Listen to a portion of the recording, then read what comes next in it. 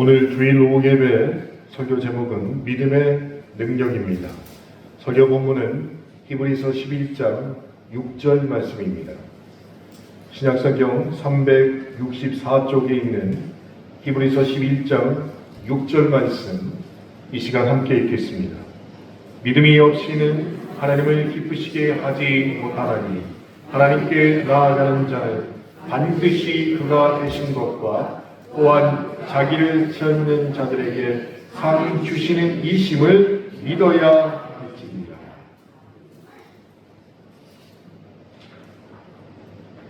오늘 오후 예배 본문 말씀은 이렇게 주장하고 있습니다. 믿음이 없이는 하나님을 기쁘시게 할 방법이 도대체 없다라고 말씀하십니다. 그렇습니다. 오직 믿음이 있는 사람에게만 하나님은 그 믿음을 통하여서 하나님의 능력을 베푸신다, 이렇게 말하고 있다는 것입니다. 그래서 하나님은 우리에게 다른 아무것도 사실은 요구하지 아니하십니다. 그리고 오직 한 가지 질문을 하시죠. 너의 믿음이 어디 있느냐? 라고 말이죠. 더 솔직하게 말하면 믿음이 있으면 하나님께서는 능력을 행하시고, 믿음이 없다면 제 생각입니다만 사실 쳐다도 보지 아니하신다,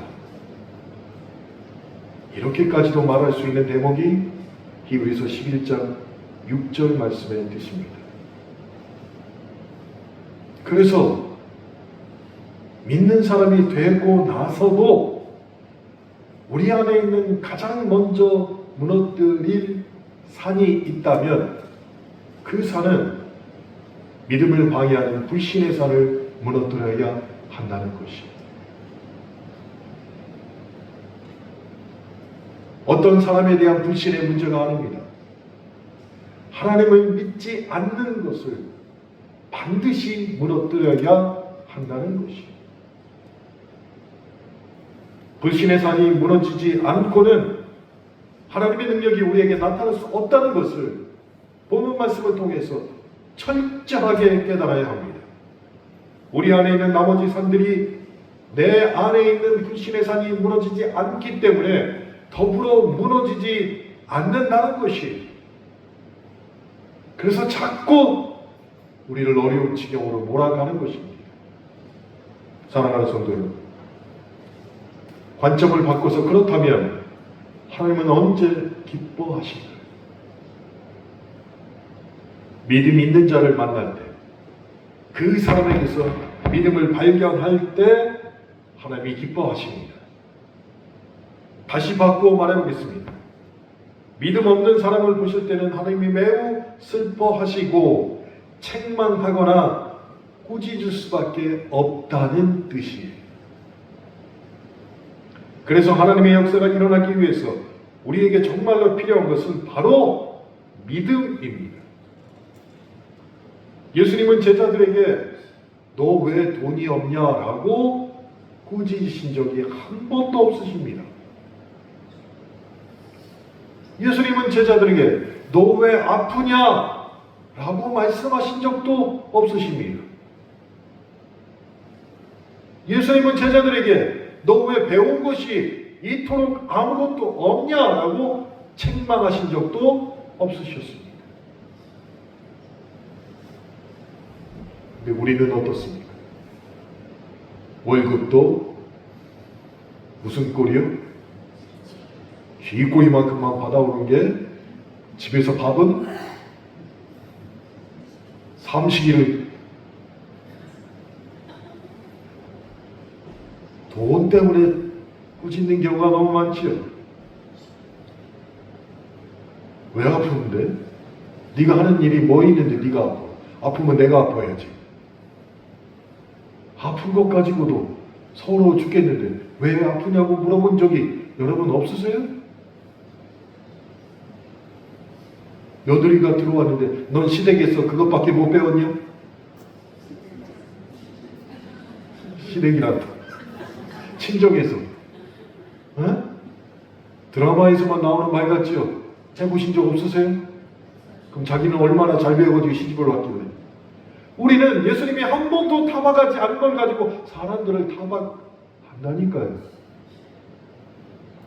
주님은 그런 거 가지고 사람을 책망하거나 탓하시거나 타박한 적이 없으셨습니다. 다만 주님은 제자들을 꾸짖을 때 딱 한 가지 이유로 꾸짖으셨다는 것이에요.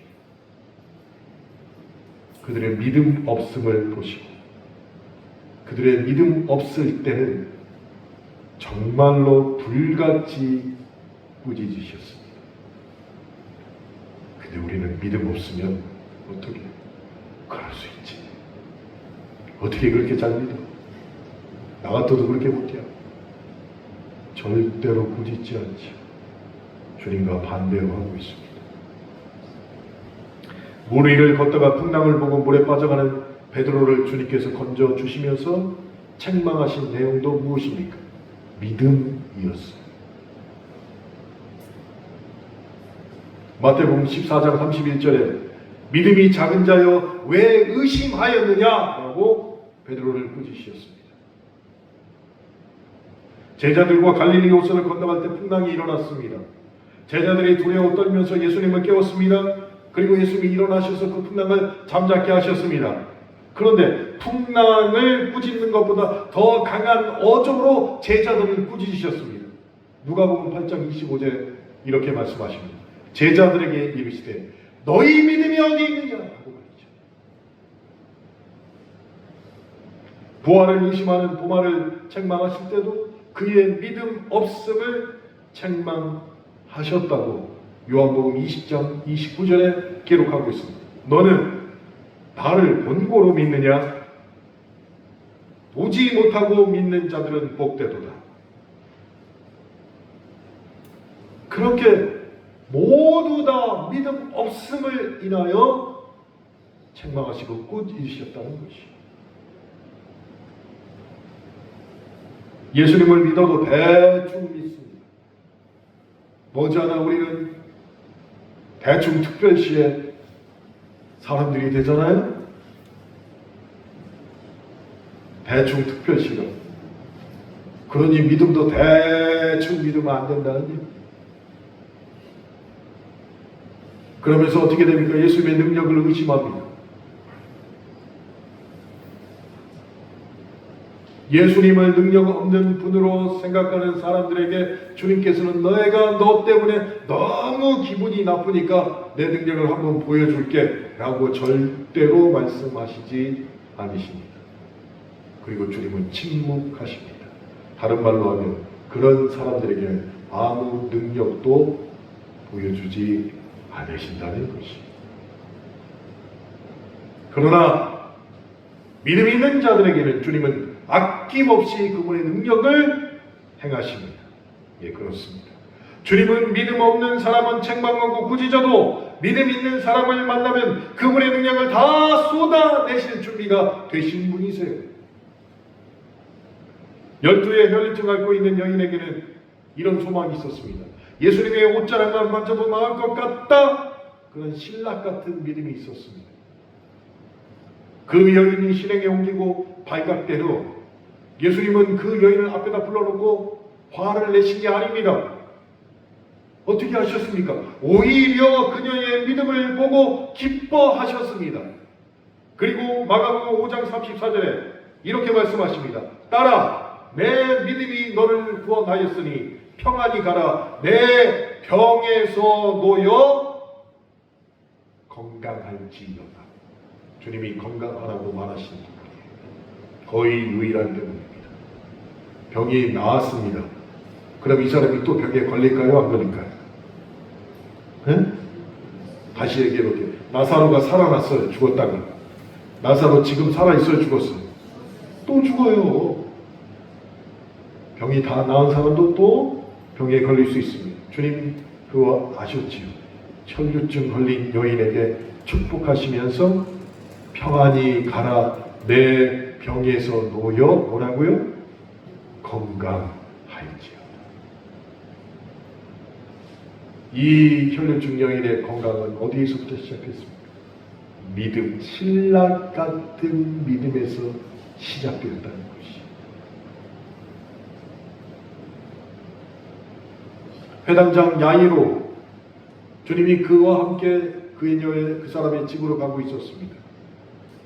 근데 집안 종들이 야이로를 찾아와서 딸이 죽었다는 소식을 말했습니다. 이미 죽었습니다. 그때 예수님께서 야이로에게 마가복음 5장 36절에서 이미 죽었는데 딸이 이렇게 말씀하십니다. 이해 안 되는 말이 있어요. 회당장에게 이르시되 두려워하지 말고 믿기만 하라. 이렇게 말씀하셨어요. 여러분, 어떤 상황에서든지 주님은 확인하는 것이 우리의 능력도 아니고 우리의 잘생긴 얼굴도 아니고 우리가 어디에 거주하는지도 아닙니다.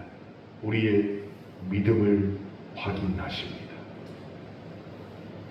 성경 어디를 보아도 주님은 우리에게 믿음을 찾지 않을 때가 거의 없다는 것입니다. 그러면서 믿는 자들에게는 이런 표적이 따르니 라는 구절들이 성경에 많이 나와 있습니다. 그렇습니다. 주님이 우리에게 기쁨으로 능력을 베푸시는데 유일한 조건 단 한 가지는 믿음이 있는 자들에게 베푸신다는 것입니다. 저와 여러분에게 믿음이 있어야 되는 이유입니다. 그렇다면 저와 여러분은 우리 주님에게 무엇으로 우리의 믿음을 고백해야 할까요? 예수님을 믿는 믿음, 내가 예수님을 믿습니다. 예수님이 나를 살리신 것을 믿습니다. 여러분 혹시 이 정도로 고백하십니까? 당신이 예수님을 믿는 증거가 무엇입니까? 주님이 나를 살리심을 믿습니다. 나는 구원 받았습니다. 더 없습니까? 뭐요? 아니에요. 적어도 5가지는 우리가 확실하게 나는 주님을 믿습니다라고 고백해야 된다는 것이에요. 잘 외우세요. 첫째는 내가 예수님을 믿는 것을 어떻게 고백해야 되느냐? 예수님의 동정녀 탄생을 반드시 믿어야 합니다. 예수님은 남자의 몸을 통하여 오지 않고 처녀의 몸을 통해서 하나님께서 인간이 되어서 이 땅에 성육신 하셨다. 이 믿기 어려운 사실을 믿어야 한다는 것이에요. 반드시 믿어야 됩니다. 우리 믿음의 출발입니다. 고 하영주 목사님께서 연예인 교회를 세우셨습니다. 그리고 나서 유명한 연예인들을 데리고 성경 공부를 하기 시작하셨어요. 그때 여러분 나이 드신 분만 아시는 코미디언 배상용 씨가 있어요.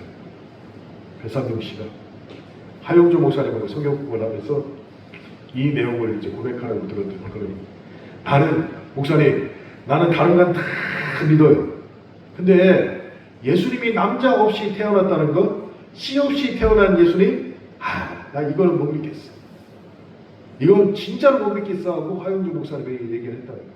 그래도 하영주 목사님께서 그게 아니고 교리적으로 설명하는데도 글쎄 나는 다른 거 다 믿는다. 천지를 창조하신 것도 다 믿겠어. 근데 처녀 몸에서 태어났다는 것은 못 믿겠어. 그랬더니 하도 그러니까 옆에 있던 코미디언 구봉서 씨가 야마! 그냥 믿어 이 새끼야. 지 남편 요셉도 믿었는데 네가 뭐라고 그걸 못 믿어. 그래가지고 해결이 됐대. 그렇지. 남편도 믿었는데 내가 뭐라고. 그래가지고 배상용 씨가 그게 해결이 됐대요. 에? 남편도 믿었는데 아무 말도 안 했는데 지가 뭐라고.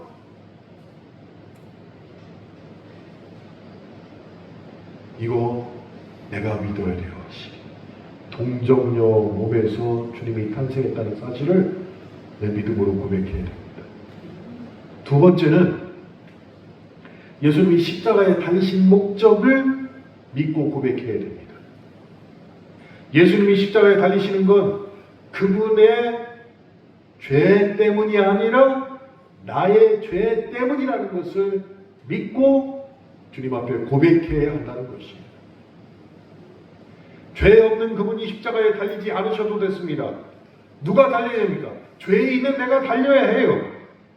근데 내가 달리고 나면 반드시 죽게 되고 끝이잖아요. 그래서 주님께서 내 죄를 속량하고 날 살리기 위해서 대신 죽으셨다. 이것을 믿고 주님께 고백해야 되는, 이것이 두 번째 나의 믿음의 고백이 되어야 한다는 것이. 세 번째 믿음은 어떻게 고백해야 되느냐? 예수님의 부활을 믿어야 합니다. 주님의 부활을 믿어야 됩니다. 예수님이 죄에 대한 심판의 값만 지불한 것이 아니죠. 3일 후에 부활하셨다 하는 것을 믿어야 됩니다. 난 벌써 불안합니다. 다 잊어버렸을까 봐. 첫 번째 뭐라고요? 예수님의 동정녀 탄생을 믿고 확실히 고백해야 됩니다. 두 번째가 뭐예요? 십자가에 달리신 목적을 확실히 믿고 고백해야 됩니다. 세 번째가 뭐예요? 예수님의 부활을 확실히 믿고 고백해야 됩니다. 네 번째는 예수님의 승천을 확실히 믿고 고백해야 됩니다. 예수님은 부활하시고 40일 동안 많은 제자들 앞에 나타나셨고 그 후 그들의 초소를 예비하기 위해서 하늘로 오르셨습니다. 그 초소에 우리도 해당됨을 믿고 고백해야 된다는 것입니다. 마지막으로 내가 예수님을 믿습니다 라고 고백할 때 뭘 고백해야 되느냐? 예수님의 재림을 믿고 고백해야 되는 것이에요. 재림.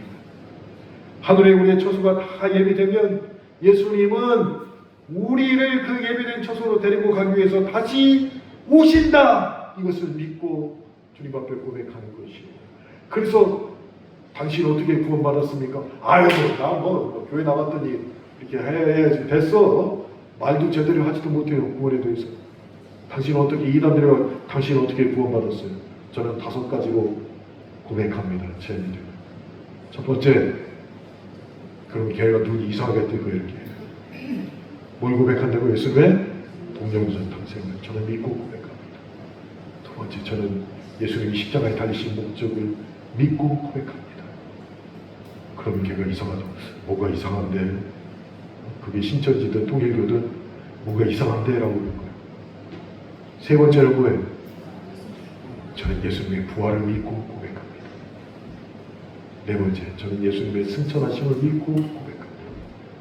마지막, 저는 예수님의 재림을 믿고 고백합니다. 이것이 나의 믿음입니다. 그렇게 동정녀 탄생, 십자가, 부활, 승천, 재림까지 이 5가지를 정말로 다 의심 없이 믿을 때 그때 비로소 나는 예수님을 믿는다 라고 말할 수 있다는 것이에요. 그런데 이 중에 4개는 믿는데 하나를 안 믿는다면 처음에 배삼종 씨처럼 4개는 다 믿는데 하나를 못 믿겠어요? 그러면 그것은 80%만 믿는 믿음일까요? 아니요. 예수를 믿지 않는 거예요. 그 믿음은 예수를 믿지 않는 믿음입니다. 근데 그것이 제 말이 아니라 성경이 그렇게 말하고 있다는 것이에요. 제가 그렇게 모진 사람 아니에요. 근데 성경이 그렇게 얘기하고 있다는 것이에요. 도마가 예수님이 하늘의 하나님의 아들이신 것을 동정녀 탄생하셨다는 것을 도마가 믿었어요. 그리고 예수님께서 십자가에 왜 달리셨는지도 이해하고 믿었던 사람이에요. 근데 무엇을 못 믿었을까요? 부활을 못 믿었어요. 예수님의 제자였던 도마가. 예수님의 동정녀 탄생과 십자가에 달리신 목적을 믿었는데 주님이 부활했다는 거예요. 에라이 무슨 왜 그래 정말 제자들 왜 그러는 거예요? 정신 똑바로 차려. 믿을 걸 믿으라고 해야지. 누가요? 도마가 그랬어요. 2가지만 믿고 하나는 못 믿었습니다. 목사님 그럼 예수님의 재림하고 승천은 도마는 안 믿었어요. 그때는 안 했어. 승천하시지도 않았고 재림도 안 하셨을 테니까 도마는 몰랐지. 그러니까 3가지 중에 2가지만 믿고 하나는 몰랐다는 거예요. 안 믿었다는 거예요. 그랬더니 주님께서 도마에게 나타나셨습니다. 왜 나타나셨을까요? 부활을 의심했기 때문에. 그리고 나서 어떻게 책망하셨습니까? 그 믿음은 온전한 믿음이 아니다 라고 도마를 책망하셨습니다.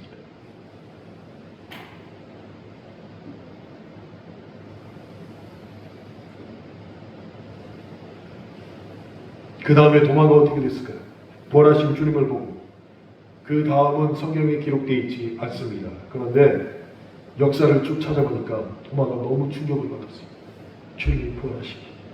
그래가지고 거기서 멀리 떨어진 곳에 가가지고 거기서 복음을 전했던 거예요.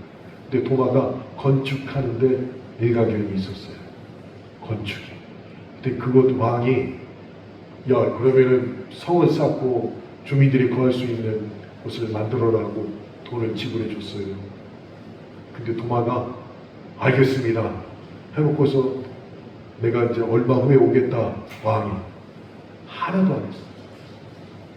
그 돈으로 성을 쌓고 집을 지은 게 아니라 어려운 사람들을 다 도와주고 복음이 시키는 일을 도마가 다 했다니. 그래서 도마의 얼굴을 그린 동전이 주화가 생겼는데 고고학자들이 그걸 발견해낸 거예요. 그 도마가 먼 곳에 가서 선교했다는 사실이 고고학자들에 의해서 발견이 된 거예요. 나중에 두 가지를 믿고 한 가지를 안 믿었던 도마, 온전한 믿음이 아니라고 주님에게 책망을 받았던 도마. 여러분은 우리는 더 큰 책망을 받을 사람이야. 왜? 우리는 5가지잖아. 5가지 중에 몇 가지입니다. 자, 나는 한 가지는 못 믿겠다. 손들어. 누가 늙었어 여기서? 누가 늙었냐고. 그럼 여러분 다 믿는 거예요? 그래도 안 들어. 손은 안 들어. 아멘이라고 했지 손은 절대로 안 들어. 다 믿어요? 아니 손 들어보라고. 다 믿어요 5가지를? 이렇게 들은 건 뭐예요? 이렇게 들은 건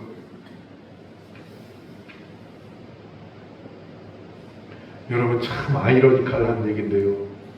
주님은 언제나 우리에게 약자이십니다. 이상한 말이죠. 천지를 만드신 주님이신데 언제나 우리에게 약자이십니다. 이 말을 잘 듣고 생각해야 됩니다. 이 말의 뜻은 이런 뜻입니다. 여러분, 부모의 모든 것이 나중에는 어떻게 됩니까? 자녀에게 번세로 이어지지요. 내 자녀에게. 그런데 그 자녀는 자기가 이런 게 하나도 없는데 부모의 것을 다 받아서 어떻게 사용하냐? 뻔뻔하게 사용해요. 마치 내 거인 것처럼 아주 뻔뻔하게 사용합니다. 자녀로서 그 권세를 마음껏 누립니다. 왜요? 내 부모이니까. 그래서 오히려 부모가 자녀들에게 머리가 커지기 시작하면 끌려다니기 시작해요. 끌려다닙니다. 내가 더 경제력도 많고 내가 더 오래 살았고 배운 것도 많고 세상에 대한 지혜도 많은데 자녀들에게 20살부터 시작해가지고 50살이 넘은 자녀들에게 끌려다녀요. 아무튼 그것도 몰라요. 요즘에 어떤 시대인데? 그래도 그냥 끌려다니는 거예요. 왜 끌려다닐까요? 더 사랑하는 사람이 항상 약자이기 때문입니다. 자녀가 아무리 사랑해도 부모가 나를 사랑하는 것만큼 사랑할 수가 없어요. 더 사랑하는 사람이 항상 약자예요.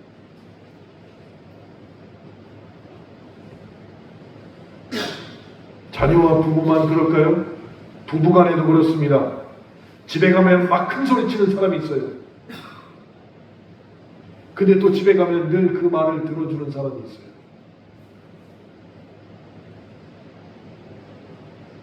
막 큰 소리 치는 사람은 진짜로 막 큰 권력이 있어서 그렇게 큰 소리 칠까요? 근데 자세히 보면 늘 들어주는 사람이 사실은 힘이 없어서 늘 들어주는 사람, 다른 말로 하면 늘 참아주는 사람이 아니에요. 부부간에도 더 사랑하는 사람이 참고 들어줍니다. 그럼 이 집에 목사님, 우리 집에서는 제가 아무 말도 못하는데요. 남편인 제가 늘 참습니다. 그건 잘못한 게 많으니까 그렇지. 오직하면 그러겠어. 여하튼간 더 사랑하면 언제나 약자가 되는 것이에요. 그래서 주님이 우리를 더 사랑하시기에 언제나 우리의 말씀을 들어주십니다. 우리를 더 사랑하시기에 늘 약자의 모습으로 우리 앞에 서십니다. 주님이 우리를 더 사랑하십니다. 그렇다면 우리가 주님을 기쁘시게 하기 위해서 때로는 한 번쯤은 기쁘시게 해야 되잖아. 인간의 부모들도 어버이날에 기쁘시게 해드리는 것처럼 1년에 한 번 딱. 1년에 한 번이라도 주님을 본인이 정하세요. 성탄절에 할 건지, 추수감사절에 할 건지, 부활절에 할 건지 한 번은 기쁘시게 해야 될 거 아니냐고. 그때 무엇을 향해서 주님을 기쁘시게 할 것이냐? 우리의 믿음으로 주님을 기쁘시게 해야 된다는 것이죠. 하나님께서 내 안에 일하시기 위해서 가장 먼저 우리가 이루어야 할 것은 내가 하나님을 믿는 자녀가 되었음을 5가지로 하나님 앞에 고백해야 한다는 것입니다. 이 믿음의 복을 잃어버리지 않게 되기를 원합니다. 하나님께서 믿음의 복을 우리에게 거저주신 은혜를 평생 잊지 말아야 할 것입니다. 구원받았다고 끝난 게 아니라 구원받음을 계속 기억해야 그 구원의 감격이 사라지지 않고 그 구원의 감격이 사라지지 않아야 구원이 내 마음에 충만하고 그 사람을 통하여서 하나님이 그 믿음을 사용하여 일하십니다. 그러니 오늘 오후 예배 시간에 한 가지만 기억합시다.